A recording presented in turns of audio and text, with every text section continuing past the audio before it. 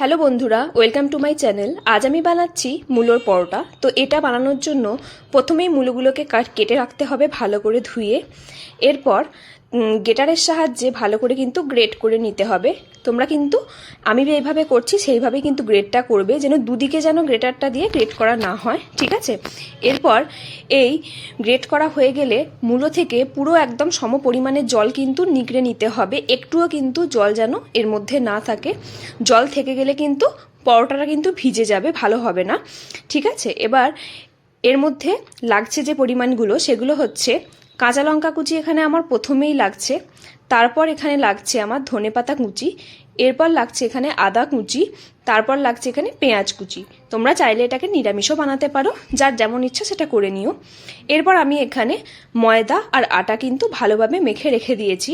এখানে আটার পরিমাণটা একটু বেশি দিতে হবে, তাহলে কিন্তু পরোটাগুলো অনেক বেশি সফট হয়। ওকে, এরপর এই মশলাগুলোকে কিন্তু ভালো করে কিন্তু মিক্স করতে হবে। তার জন্য প্রথমেই দেখো আমি নুন দিয়ে দিলাম, তারপর দিলাম সমপরিমাণে চিনি। তোমরা টেস্ট যার যেমন অনুযায়ী করে নিও। এরপর পেঁয়াজগুলো কিন্তু এর সাথে মিশিয়ে নিলাম।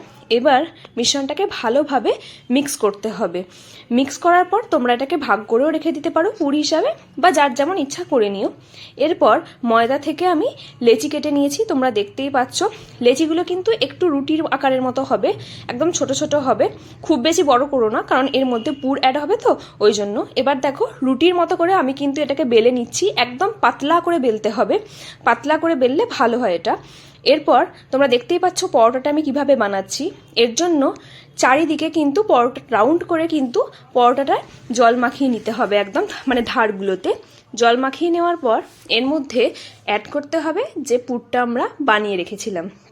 এবার পুরটাকে ভালোভাবে চারিদিকে চাড়িয়ে দিতে হবে, যেন এক জায়গায় যেন জমাট বেঁধে না যায়। এক জায়গায় জমাট বেঁধে গেলে তাহলে কিন্তু সব জায়গায় পুরটা কিন্তু পড়বে না, টেস্টটা কিন্তু সেইভাবে আসবে না। এরপর দেখো আমার কিন্তু পুরোপুরি হয়ে গেছে চারিদিকে সমপরিমাণে দেওয়া। এরপর আর একটা রুটি কিন্তু বানিয়ে নিতে হবে এইদিকে। সেই রুটিটা দিয়ে কিন্তু ওপরে এর মধ্যে চাপিয়ে দিতে হবে। তোমরা দেখতেই পাচ্ছ আমি কিভাবে কিন্তু এটাকে রেডি করছি। এবার চারিদিকটা কিন্তু মুড়ে দিতে হবে, একটুও যেন ফাঁক না থাকে। ফাঁক থাকলে কিন্তু পরোটাগুলো যখন তোমরা ভাজবে তখন কিন্তু পুরটা পুরো বেরিয়ে যাবে। এইভাবে কিন্তু হাতে করে আলতো হাতে কিন্তু টিপে টিপে এটাকে বন্ধ করতে হবে মুখগুলোকে। এরপর নর্মাল যেমন পরোটা ভাজে যেমন তাওয়ায় হালকা করে সেঁকে নিয়ে এটাকে তোমরা হোয়াইট অয়েলে ব্রাশ করতে পারো, বা এইভাবেও দিতে পারো, তেল এতে বেশি লাগে না। এইভাবে কিন্তু আমার মূলোর পরোটা একদম রেডি হয়ে গেছে। এটার সাথে তোমরা আলুর দমও খেতে পারো। এটা কিন্তু বাড়িতে তোমরা অবশ্যই বানিও, আর চ্যানেলটিকে আমার একটু লাইক এবং সাবস্ক্রাইব